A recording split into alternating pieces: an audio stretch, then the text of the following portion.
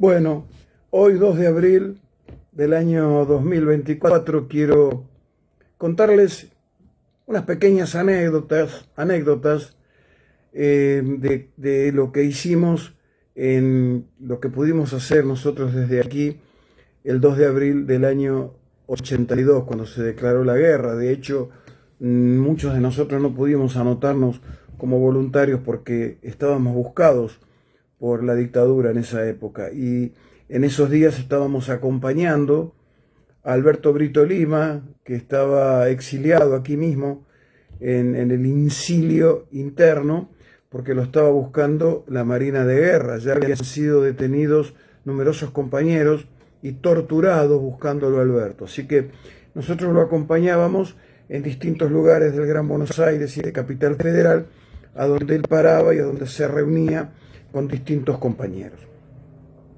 Yo recuerdo que el conflicto se inició a mediados de marzo de 1982, cuando una empresa, una empresa chatarrera, había adquirido los derechos de desarmar unas factorías balleneras abandonadas para venderla como chatarra.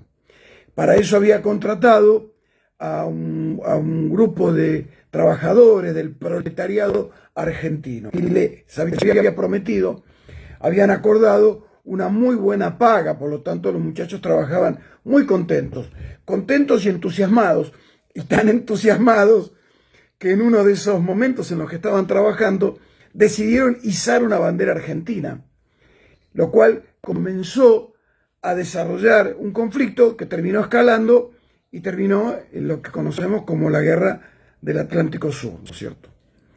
El 27 de marzo de ese año, Clarín publicó en su tapa que la flota británica se había puesto en marcha y que entre los barcos que se enfilaban hacia las Malvinas estaba el Endurance, aquel barco que había sido torpedeado por orden de Isabel Perón cuando no respondió a una voz de alto de las Fuerzas Armadas Argentinas.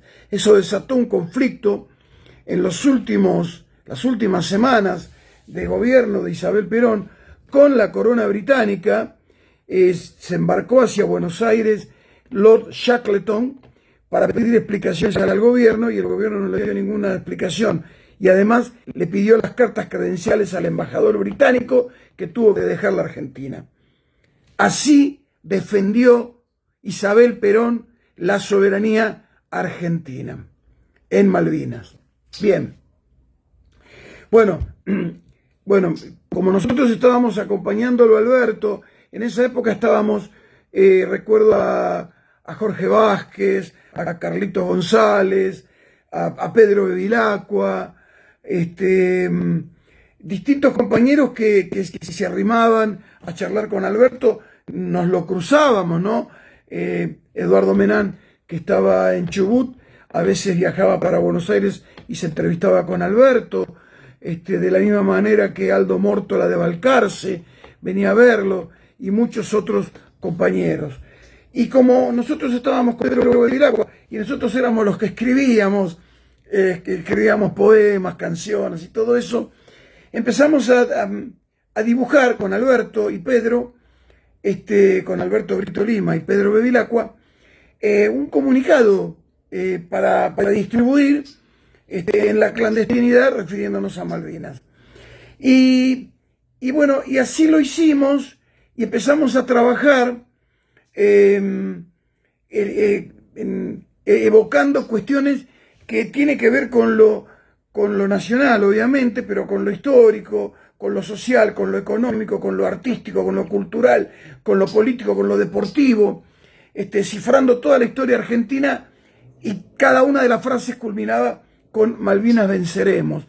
Y ese documento se inicia precisamente diciéndole a Malvinas que venceremos porque somos la clase trabajadora que izó la bandera azul y blanca en las Georgias del Sur. Porque el conflicto se inició cuando la clase trabajadora izó la bandera en las Georgias del Sur. El comunicado se escribió, Fueron 62 ítems los que escribimos, abarcando toda esa problemática que citaba antes. El comunicado se escribió, se imprimió y se distribuyó desde la clandestinidad. Y de manera simultánea concebimos un proyecto para salir a pintar en los paredones argentinos la consigna Malvinas venceremos sin firmarlo. No podíamos firmarlo porque obviamente la política estaba prohibida y nosotros estábamos prohibidos y buscados.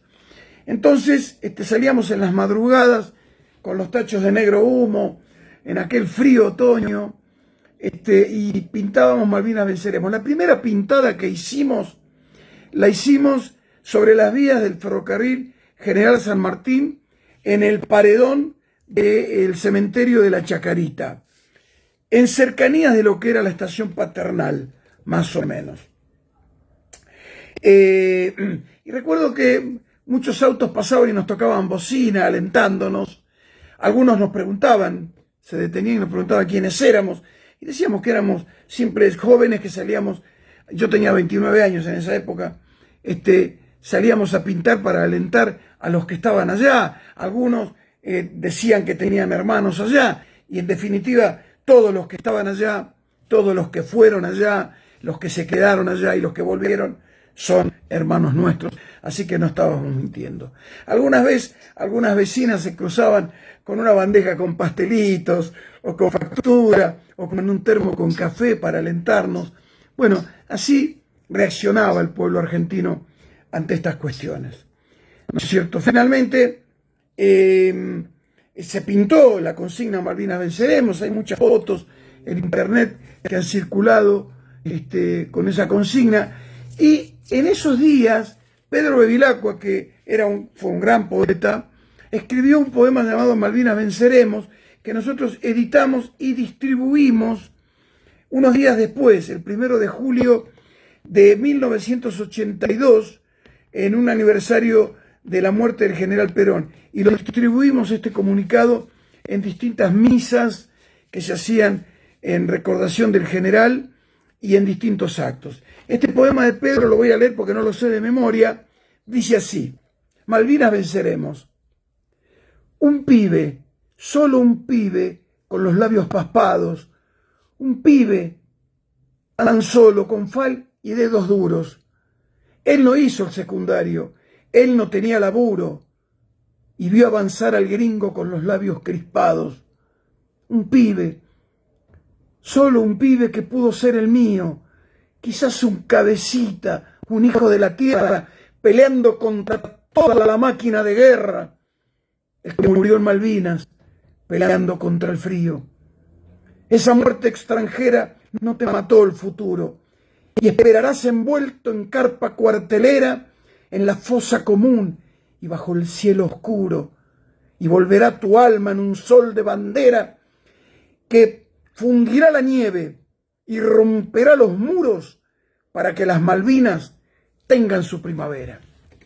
¡Viva Malvinas y viva Perón, carajo!